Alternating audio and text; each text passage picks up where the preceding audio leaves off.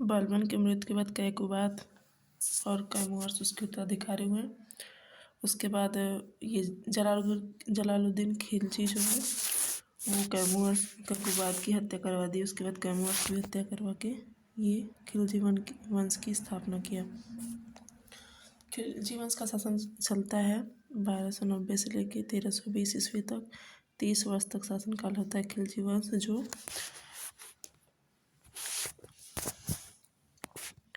जिसका संस्थापक कौन होता है? जलालुद्दीन खिलजी।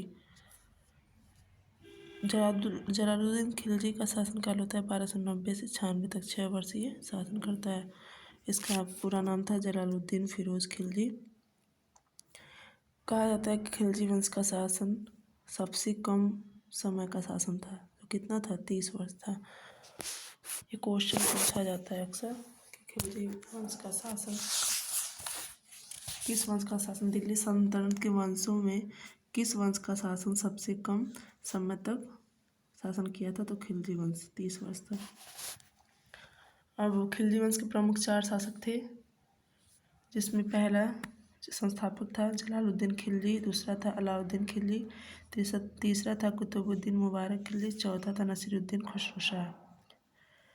तो अब हम देखते हैं खिलजी वंश के संस्थापक खिलजी जलालुद्दीन खिलजी के बारे में।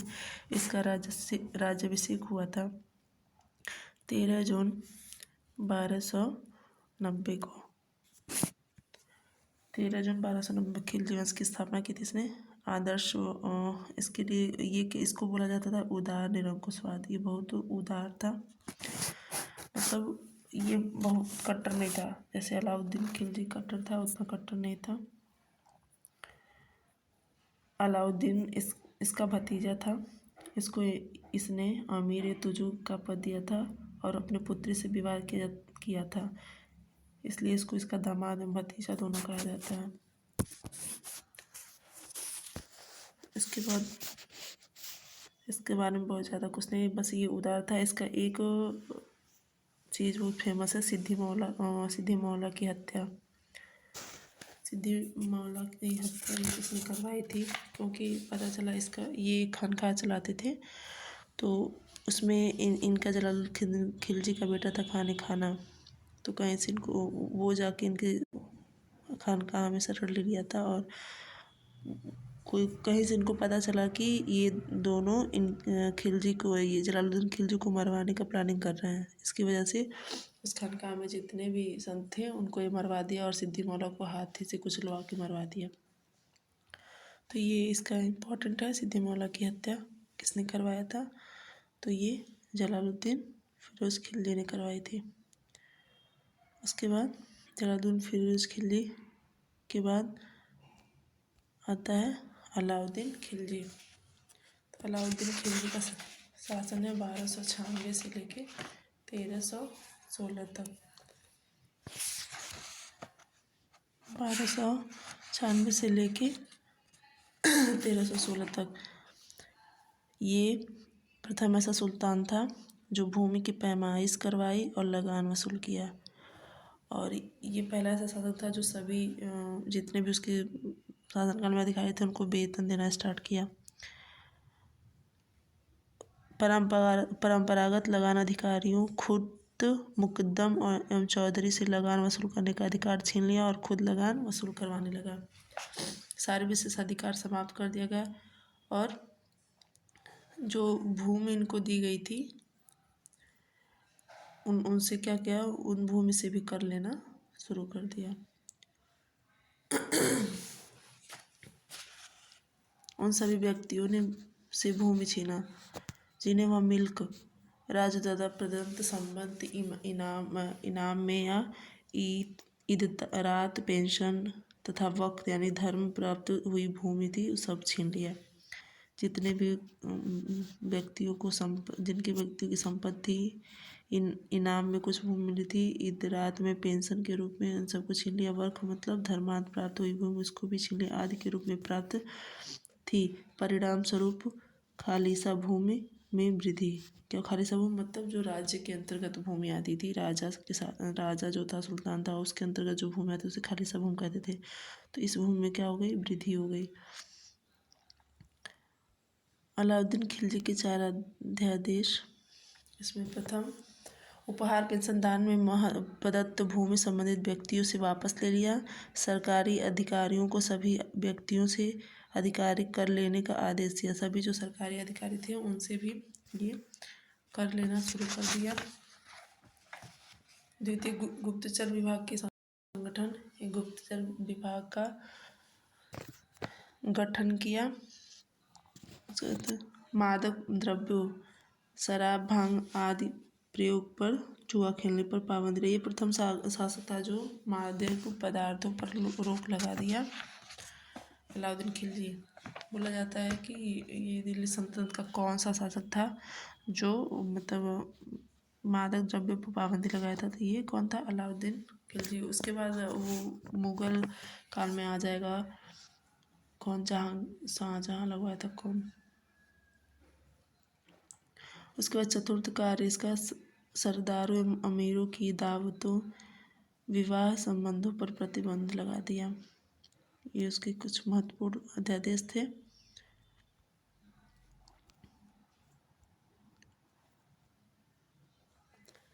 उसके बाद ये अलाउद्दीन खिलजी की बाजार नियंत्रण, मूल्य नियंत्रण प्रणाली, ये सबसे ज़्यादा फेमस है। इसमें क्या क्या था कि जो उसके सैनिक रहते थे उसके लिए स्पेशल एक बाज़ार खुलवा दिया था जिसमें सभी सामान कुछ कम रेट पे मिलती थी। तो सहना मंडी मलिक काबुल की नियुक्त किया था ये बाज़ार के लिए। सहना बाज़ार का अधीक्षक रहता था। समस्त व्यापारियों पर नियंत्रण कर लिया था।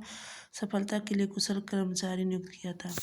और कुछ कर स्टार्ट किया था। घरी कर, घर के लिए कर, घर एवं झोपड़ी कर, चराई कर, जो पशुओं को, दुधारू पशु को लोग उसके मतलब खाली सा भूमि पे चराते थे तो उसके लिए भी कर लेता था। कुछ इम्पॉर्टेंट चीज़ इसमें कुछ है। धर्म पर राज्य का नियंत्रण स्थापित कर लेता है। उलेमा वर्ग के प्रभाव से मुक्त कर दिया था। उपाधि सिकंदर शानी यानी द्वितीय सिकंदर की उपाधि इसको दी गई थी। इसका सेनापति, प्रसिद्ध सेनापति था जफर खां। मंगोलों के विरुद्ध लड़ते हुए मृत्यु, इसकी क्या हो गई थी? मंगोलों के विरुद्ध लड़ते हुए जफर खां की मृत्यु हो गई थी। दीवान मुक्त राज्य की स्थापना, मुख्य उद्देश्य इसका था एक शक्तिशाली और निरंकुश राज्य की स्थापना। दीवान मुक्त राज्य की स्थापना, इसकी स्थापना का मुख्य उद्देश्य था एक शक्तिशाली निरंकुश राज्य की स्थापना। भूमि पैमासी के आधार पर लगान वसूली करता था। उपज का 50% भूमि कर खराज वसूलता था। भूमि की वास्तविक आय पर राजस्व निश्चित करने वाला भारत का प्रथम शासक था जो भूमि के वास्तविक आय पर स्वराज निश्चित करने वाला था। मलिक काफूर, इसका एक सेनापति था मलिक काफूर। इसको ये दक्षिण अभियान के लिए भेजा था। अलाउद्दीन की गुजरात विजय के दौरान प्राप्त, अलाउद्दीन की गुजरात विजय के दौरान ये प्राप्त होता मलिक काफूर। इसका एक और नाम था 1000 दिनारी। क्यों? क्योंकि इसको 1000 दिनार में खरीदा था, इसलिए मलिक काफूर को 1000 दिनारी के नाम से भी जाना जाता है। अलाउद्दीन खिलजी के प्रमुख अभियान कौन कौन से? तो उत्तरी अभियान आक्रमण, गुजरात विजय अभियान, उलुग खां तथा नुसरत खां के नेतृत्व में गुजरात विजय प्राप्त की। रणथंभौर, मालवा, चित्तौड़, धार, मांडू, उज्जैन, मारवाड़, चंदेरी पर विजय प्राप्त किया।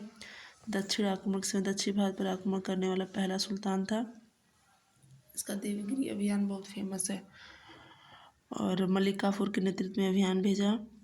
वारंगल, देवगिर, होसियल क्षेत्रों को नियंत्रित कर लिया। रामेश्वरम में मस्जिद का निर्माण करवाया। कहाँ? रामेश्वरम में मस्जिद का निर्माण करवाया। आगे देखेंगे। इसी के टाइम में ये पद्मावती की कथा भी प्रचलित है। मौलवी मोहम्मद जायद इसी तरह लिखा गया था। रानी पद्मावती के जौहर कथा का वर्णन किया गया। रानी पद्मिनी राजा रतन सिंह चित्तौड़ की पत्नी थी। अलाउद्दीन खिलजी ने चित्तौड़ पर कब्जा किया था। तो ये कहानी फेमस है। इसके बारे में एक मूवी भी आई थी।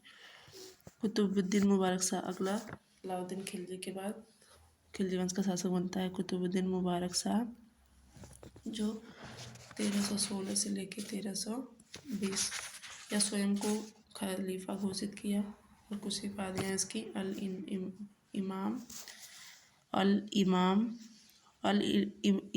उल इमाम खलीफतुल्लाह।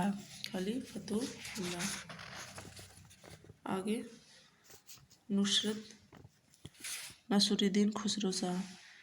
नसरुद्दीन खुसरो शाह ये अंतिम शासक था खिलजी वंश का, नसरुद्दीन खुसरो शाह। यह हिंदू से मुस्लिम बना था, बताइए, हिंदू से मुस्लिम बना था, इसलिए इसका शासनकाल था 15 अप्रैल से 7 सितंबर 1320 तक। इसकी ये अपने को उपाधि लिया था पैगंबर की सेनापति, पैगंबर की सेनापति। ये धर्मांतरित सुल्तान था, हिंदू से मुस्लिम बना था। इसके टाइम इनके अधिकारी द्वारा नारे दिए जाते थे कि इस्लाम खतरे में, विरोधी द्वारा नारा इस्लाम का शत्रु में, इस्लाम का शत्रु इसके टाइम में नारा दिया जाता था। कुछ महत्वपूर्ण तथ्य है जो एग्जाम में पूछे गए हैं इसके बारे में। 306 के बाद अलाउद्दीन खिलजी के समय में दिल्ली सल्तनत एवं मंगोलों के बीच की सीमा थी रावी नदी। जलालुद्दीन खिलजी ने अपना राज्याभिषेक करवाया था तो अपूर्ण किलोखोरी किलोगढ़ महल में, जो कैकबाद द्वारा बनवाया गया था। भूमि कर को उत्पादन के 50% तक निर्धारित करने वाला सुल्तान थे अलाउद्दीन खिलजी। अलाउद्दीन खिलजी और मोहम्मद बिन तुगलक। रामचंद्र देव देवगिरी का शासक था। ये रामचंद्र देव जो थे दक्षिण भारत में देवगिरी का शासक था, जहाँ पे काफूर से पराजित हुआ। मलिक काफूर को भेजा था अलाउद्दीन खिलजी दक्षिण अभियान के लिए। राय रायन की उपाधि अलाउद्दीन खिलजी द्वारा, इनको रामचंद्र देव को दिया गया था राय रायन की उपाधि अलाउद्दीन खिलजी द्वारा। हम आगे देखेंगे कुछ और इम्पोर्टेंट। अलाउद्दीन के प्रसिद्ध सेनापति जफर खां की मृत्यु हुई मंगोलों से लड़ते समय। अलाउद्दीन खिलजी के समय सबसे ज़्यादा बार मंगोलों ने आक्रमण किया था। सुलेमान और रानी सैबा के प्रेम प्रसंग का उल्लेख अपने ग्रंथ में किया है अमीर खुसरो अलाउद्दीन के हर युद्ध में, मैक्सिमम युद्ध में अमीर खुसरो उसके साथ था और उसके बारे में लिखता था। ये किलोगढ़ के महल का निर्माण कैकबाद ने करवाया था। गढ़ मुक्तेश्वर की मस्जिद की दीवारों पर अपने शिलालेख में स्वयं को खलीफा का सहायक कहा है बलबन ने। बलबन के काल 1279 में बंगाल में हुई एकमात्र विद्रोह का नेतृत्व किया था तुगरील खां, बंगाल का सूबेदार।